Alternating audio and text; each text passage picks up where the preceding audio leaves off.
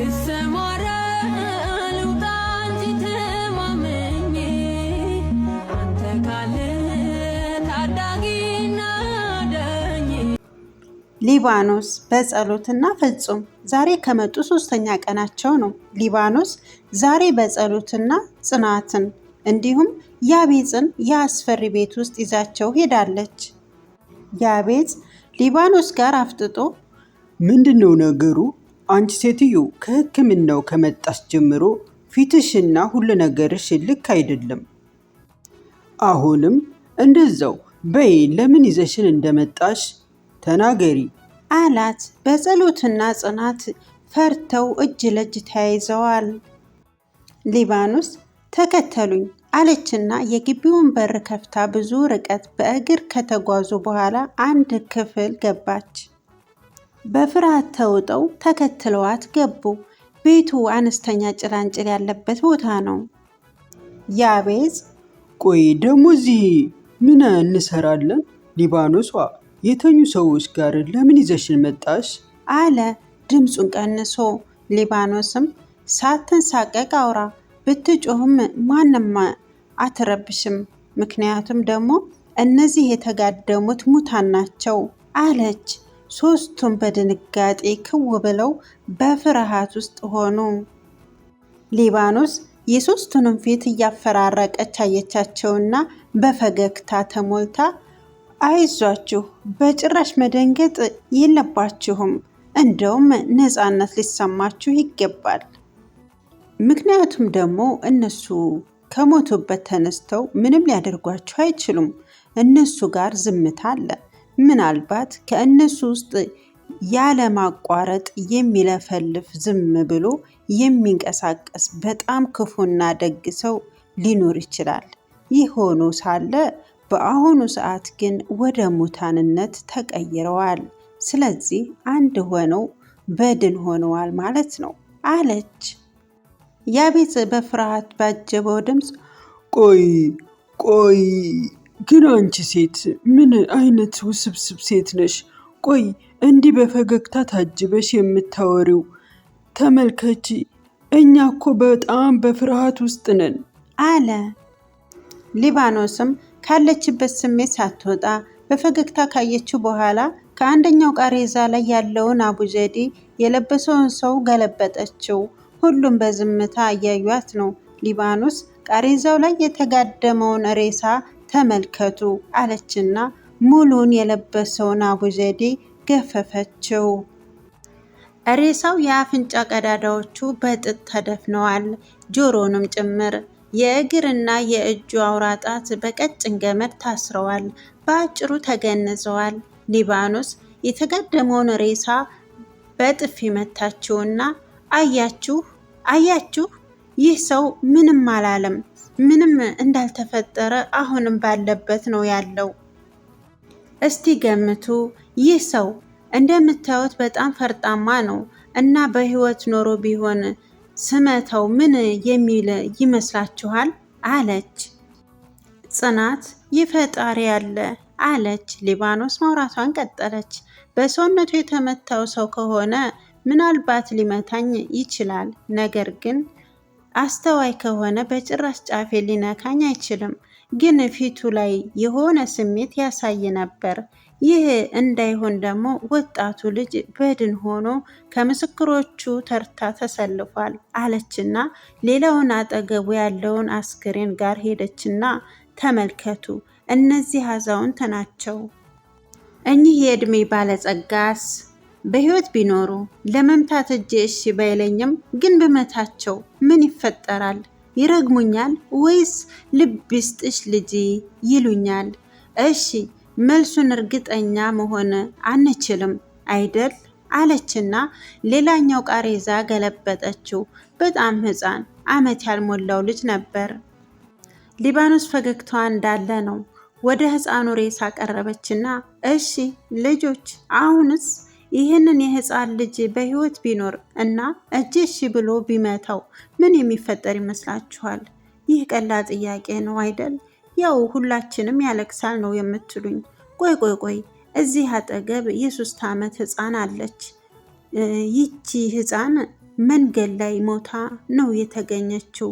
በእርግጥ እዚህ የምታዩት ሁሉ ፈላጊ የሌላቸውና ወድቀው የተገኙ ናቸው። ይቺስ ልጅ በግምት የ4 ዓመት ይሆናታል እና ብመታት ምን ትላለች? መቼስ ዝም አትልም አይደል? ታለቅሳለች። ህፃናት ሁሌም ከማልቀስ የዘለለ ምንም ነገር አያደርጉም፣ ምክንያቱም ንጹህ ስለሆኑ። ነገር ግን ይቺ ያደገችና አፍ የፈታች ስለሆነች አንድ ነገር ትለኝ ይሆናል አለች። የተጋደሙት አስከሬኖች መካከል እየተንጎራደደች ከዛም ጥግ ላይ ገንጠል ብሎ ያለ ሰፊ አልጋን እየጠቆመቻቸው የእኔ ማደሪያ ይህ ነው። እነዚህ የምታዩዋቸው ሙታኖች ነገ ወጪ ናቸው እና እኔ ብዙ ሳልቆይ ወደ እነሱ እቀላቀላለሁ። ዛሬ ወደ ማይቀርልኝ የሞት መንገድ እጓዛለሁ። ለዚህም ነው ጥሩ ስሜት ላይ ያልሆንኩት። እኔ ሞቴን ቀን የተቆረጠልኝ ሰው ነኝ። ዛሬ ሰው ነኝ፣ ነገ ግን በድን ነኝ እሆናለሁ። በእርግጥ ከእናንተ መለየቴ ያሳዝነኛል። እኔ ግን የአጥንት ካንሰር በሽተኛ ነኝ። ከ3 ወር በኋላ እሞታለሁ። ሁላችሁም ስለ እኔ ማወቅ ትፈልጉ ነበርና ላሳውቃችሁ ልለያችሁ አልፈለኩም አለች። አሁን የሊባኖስ ፊት ደበዘዘ። በለሰለሰ ድምፅ ማውራቷን ቀጠለች። ምናልባት ስለ እኔ ለልጆቻችሁ መናገር ከፈለጋችሁ እኔ ማለት በሊባኖስ ሀገር ተወልጄ በጨቅላነቴ ወደዚህ ሀገር የመጣሁና በተወለድኩበት ሀገር ስም እምጠራ ሰው ነኝ። የሆነ ጊዜ ታሪክን እየነገርኳችሁ አልጨረስኩላችሁም ነበር አለችና ያቤጽን አየት አርጋው ያቤጽ አንተ ያልነገርኩህን እነሱ ይንገሩክ አለች። እንቧ ሲረግፍ ጠራረገችውና ራሷን አረጋግታ ታሪኳን መተረክ ጀመረች። የቤተሰቦቼ አስክሬን ተበላሽቶ እስኪሸትና ሰውነታቸው እስኪያብጡ አጠገባቸው ነበርኩ። ትንሽ ቆይታ ሰራተኛችንም የአስም በሽተኛ ስለሆነች ሞተች። ታዲያ ከዛ ክፍል ራሴን ስቼ ከወራት በኋላ ከኮማ ስወጣ ነበር ጋሼ በሬሳን ያወኳቸውና እሳቸው የአባዲና መሪ ነበሩ። አባዲና ማለት የሬሳ ምርመራ የሚከናወኑ ሰዎች ናቸው፣ አሁንም ናቸው። እና ያደግኩት እነሱ ጋር ነው። ህይወት ከአባዲና ከጋሼ በሬሳ ጋር አስተዋወቀችኝ። ጋሼ በሬሳ የባህላዊ ሕክምናም ይሰጣሉ።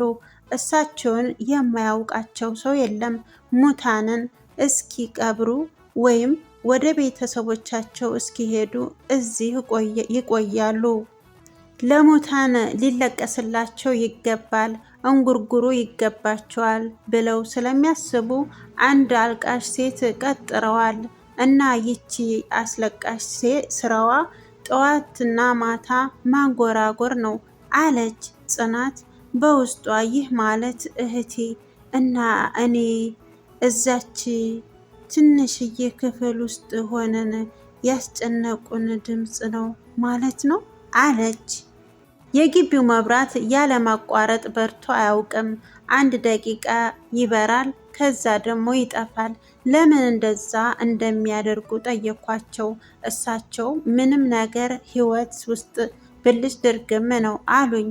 እኔ እንዴት እንዳዩኝ ጠየኳቸው። እሳቸውም ታዋቂ የአባ ዲና ስለሆኑ የአባቴ ወዳጅ መጥቶ እንደነገራቸው ነገሩኝ። ያ የአባቴ ወዳጅን አውቀው ነበር። እሱም አሁን ሞቷል። ያጣሁት 6 ዓመት ሆኖኛል። በጸሎትዬ ሐኪም ቤት የገባችው እለት ማለቴ ለመጀመሪያ ጊዜ ከጽናት ጋር የተዋወቅን እለት ነው። በጥይት ተመቶ እዛው ሐኪም ቤት የሞተው ጥሩ ሰው ነበር። ለማንኛውም ሌላኛውን ማደሪያዬን ላሳያችሁ፣ በጣም ተወዱታላችሁ፣ ኑ ተከተሉኝ ብላ ከፊት እየመራቻቸው ያቺ ደሳሳ ቤት ማለትም በጸሎትና ጽናት ሕክምና ያገኙት ቤት ወሰደቻቸው። የትንሿ ቤት በር ከፈተችው። ኑኑ ግቡ አለችና ከትንሿ ቤት ጥግ ላይ ያለውን አልጋ ፍራሹን አነሳችውና ወደ መሬት ወረወረችው። ሁሉም ደነገጡ። ያቤጽ ቀስ ብሎ አንገቱን አንጠልጥሎ ቁልቁል የፈጣሪ ያለ ይህንን ማመን አልችልም አለ። ጽናት በቆመችበት ላብ በመላ አካላቷ መንጠፍጠፍ ጀመረ። ሊባኖስም ውስጧ በጣም ተሸበረ። የጨርቃጨርቅ ፋብሪካው ስራውን በደንብ እየሰራ ነው። ነገር ግን ለዚህ ስኬት በአጭር ጊዜ ውስጥ ምክንያት የሆነችው ወይዘሪት በጸሎት ናት። አሁን ላይ በአካል አልተገኘችም። ረጅምና ከባድ ሕክምና አርጋ ወደዚህ ሀገር ተመልሳለች። በእርግጠኝነት ስለ በጸሎት አልሰማችሁም? ምናልባት የምን ሕክምና ነው ብላችሁ ልትጠይቁኝ ትችላላችሁ። በጸሎትን ለምትወዷትና ለምታደንቋት ከእነዚህ ድርጅቶች ሰራተኞች ሁሉ እንኳን ደስ አላችሁ። የወይዘሪት በጸሎት አይን ሙሉ ለሙሉ መስራት ችሏል። ወይዘሪት በጸሎት አሁንም ማየት ትችላለች አለ። የስብስብ አዳራሽ በሙሉ በጩኸትና በጭብጨባ እንዲሁም በጫጫታና ፊሽካ ተሞላ። ሁሉም በጣም ደስ አላቸው። ፍጹም ጮክ ብሎ ሌላ የቀረ አለ ሲል ሁሉም ለመስማት ጸጥ አሉ። ፍጹም ወይዘሪት በጸሎት የፍቅር ጥያቄ አቅርቤላት እሽቷን ገልጻልኛለችና ይህንን ታውቃላችሁ። አሁን ከ3 ወር በኋላ ተጋብተን አንድ እንሆናለን አለ። ከተለያዩ አቅጣጫዎች እንኳን ደስ አለህ፣ እንኳን ደስ አለህ አለቃ፣ እንኳን ደስ አለ ፍፄ የሚል ድምፅ ተሰማ። ፍጹምን የሚወዱት ሴቶች ግን ተቃጠሉ። ፍጹም አመሰግናለሁ በጣም በቃ ይህንን ለማለት ነበር የሰበሰብኳችሁ። አሁን ሁላችሁም ወደ ስራ አለና ስብስቡን ዘጋው። ሁሉ ብድግ ብድግ ሲሉ ፍጹም ቆይ አንድ የቀረ ነገር አለ። ባለፈው የሰጠኋችሁ ስራ ነበር። እሱ የስራ የድርጅት ዋና ተቆጣጣሪ እንደማደርግ ተናግሬ ነበር እና አሁን በጸሎት በብቃት ስለተወጣችው እሷን የድርጅቱ መሪ አረጋታለሁ አለ። ልክ እንደ ቀድሞው አዳራሹ ተቀወጠ። ፍጹም ፈገግ አለ። አሁን ሁሉም ወደ የስራቸው ሊመለሱ ሲሉ ቆይ አንድ የቀረ ነገር አለ አለ። ሁሉም ቆሙ። በጸሎትን አፈቅራታለሁ፣ አሁን መሄድ ትችላላችሁ ሲል ሁሉም ሳቁና ወደ የስራቸው ተበተኑ። በጸሎት በዛች ሰዓት ጭንቀት ላይ ነበረች። ክብሯና ክብሯት የቻናል ቤተሰቦች ጽናት ክፍል 41 ይሄንን ይመስል ነበረ። ጽናት በክፍል 42 እስከምንገናኝ ቸር ሁሉ ይቅጠምን እያልኩኝ አብራችሁ የነበርኩት ይፋት መልቲ ሚዲያ ነበርኩ። በሌላ ፕሮግራም እስከምንገናኝ ቸሩ ይቅጠምን። ላይክ ሸር ያረጋችሁ የዚህ ቻናል ቤተሰብ ደግሞ ቤተሰብ ያልሆናችሁ ሰብስክራይብ በማድረግ የደወል በተኗን በመጫን የዘወትር ቪዲዮ ግብዣ ይሆናል። ባይ ባይ።